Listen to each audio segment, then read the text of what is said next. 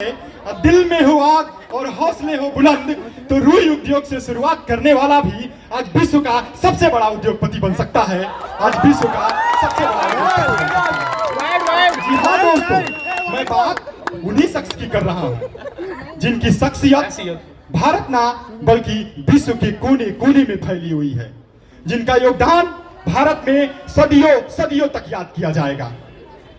उद्योग की सबसे बड़ी नींव टाटा इस्पात के आधार पर रखी गई थी। तो कुछ चंद पंक्तियां मैं टाटा इस्पात के यात्रा पे पेश करता हूं। अगर अच्छा लगे तो कविता का तालियों से स्वागत कीजिएगा। अरे एक दौर था इस धरती पर अंग्रेज का शासन होता था, बेड़ी की जंजीरों में रोटी का सौदा होता था। अरे उनके ही कामों के खातिर, अंग्रेजों के कामों के खातिर भारत के लाल शहीद हुए और 57-42 जाने कितने तो युद्ध हुए। अरे एक जगह सिंह इस धरती का, एक जगह सिंह इस भारत का, और उनके पेटों पर लात लगी और दिखलाया कुछ करके ऐसे अंग्रेजों को कुछ श्राप लगी, और दिखलाया कुछ करके ऐसे अंग्रेजों को कुछ श्राप लगी। अरे बना दिया इस धरती को लोहे के कागज के जैसा, अरे बना दिया इस भारत को लोहे के कागज के जैसा। वह सिंह अमर इस धरती का, टाटा वो नाम था जिसका, जमशेदजी वो नाम था।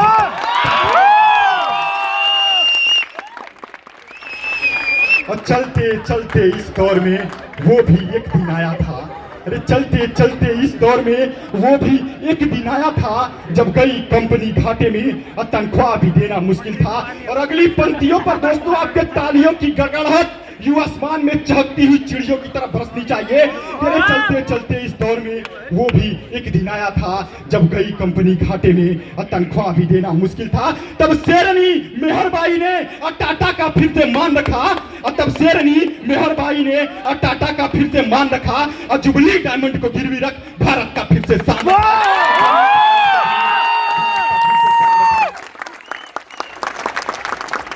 अरे राष्ट्रीयकरण एक दौर वो आया, राष्ट्रीयकरण एक दौर वो आया, हिचकिच मानो थोड़ी और बढ़ी।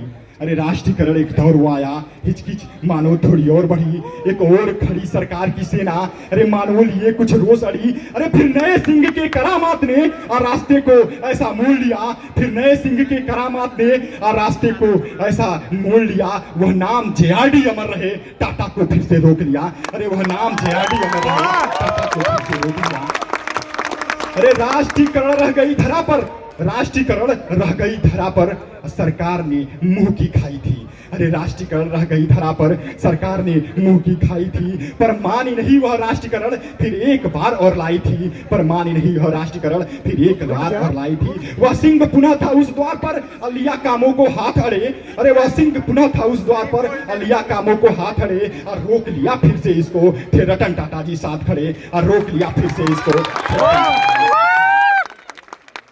अब फिर काल कोरोना आया एक, अरे फिर काल कोरोना आया एक, और लोग थोड़े भयभीत हुए। और फिर काल कोरोना आया एक, और लोग थोड़े भयभीत हुए, और उद्योग हुए थे ठप थोड़े, और कितनों ने अपनों के साथ छोड़े। अरे निकाले गए कितने लोगों को, निकाले गए कितने लोगों को अन्य उद्योगों के लोगों से, पर टाटा ने साथ नहीं छोड़ा अपने से अपने लोगों के, पर टाटा ने साथ नहीं छोड़ा अपने से अपने लोगों के। और अगली पंक्तियों पर पुनः एक बार आपका ताली आना चाहिए दोस्तों कि निकाले गए नए नए स्कीम हर संभव मदद को आया था, निकाले गए नए नए स्कीम हर संभव मदद को आया था। और कोरोना काल में अपनेपन का टाटा ने एहसास कराया था कि कोरोना काल में अपनेपन का टाटा ने एहसास कराया था।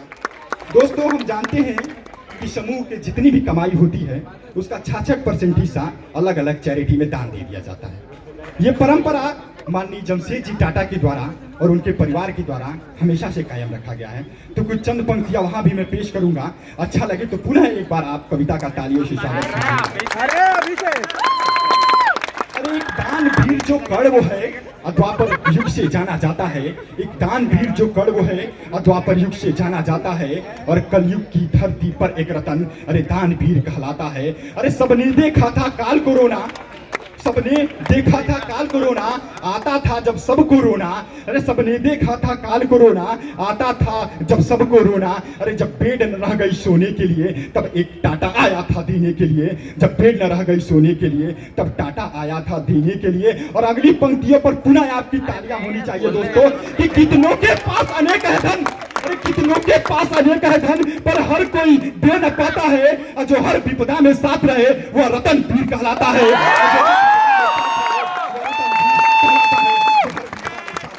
रतन वीर कहलाता है, जो हर विपदा में साथ रहे, वह रतन वीर कहलाता है। जिया शेर, दिल जीत लिया भाई, दिल जीत लिया। ऐसी अद्भुत कला, ऐसा अद्भुत वीर रस दिनकर की धरती से ही आ सकता है। मैं आभार प्रकट करना चाहूंगी आशीष का इस खूबसूरत सी संरचना के लिए, जिस प्रकार उन्होंने इस कविता को इस मंच पर जीवित किया है। तो जोरदार तालियां हो जाए आशीष के लिए। मैं एक बार धन्यवाद देना चाहूंगा विजय साहा सर को। आप जहां भी हैं सर, वहां हैं। मैं एक बार पुनः उनको धन्यवाद देना चाहूंगा कि उन्होंने ये कविता लिखने के लिए मुझे प्रेरित किया था, मुझे उत्साहित किया था कि आप आशीष टाटा स्टील पे कविता लिखिए, ताकि लोगों को पता चले कि टाटा स्टील की वैल्यू और यात्रा यहाँ से कहाँ तक पहुँच चुकी है।